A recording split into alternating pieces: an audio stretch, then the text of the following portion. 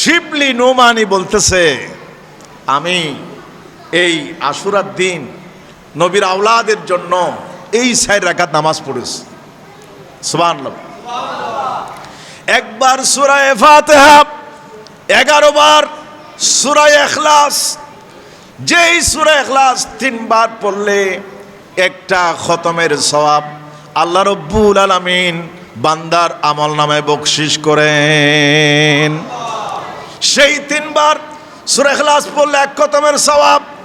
11 বার পড়লাম, 11 বারের মধ্যে আবার একটা হিকমত আছে, 018 এর জায়গায় 019 মারলে কিয়ামত পর্যন্ত কাজ হবে না।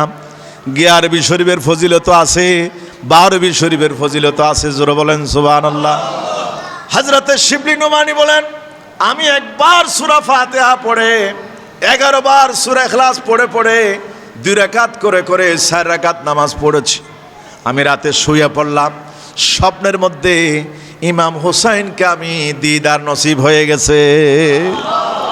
ইমাম হুসাইন আমাকে বলছে, এই শিবলি নোমানি, তুমি যে 4 রাকাত নামাজ পড়ে আমাদের জন্য শহাদায়ে কারবালার জন্য সওয়াব পাঠাইছো, আমরা সওয়াব পেয়েছি।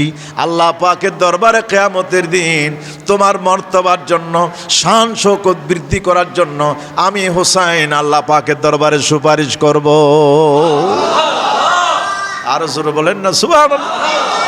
আমার সুন্নি ভাইরা, সুন্নিরাই বেশি আমল করে, সুন্নিরা নফল কাজ বেশি করে, ফরজ কাজ তো করে বরং নফল কাজ করে।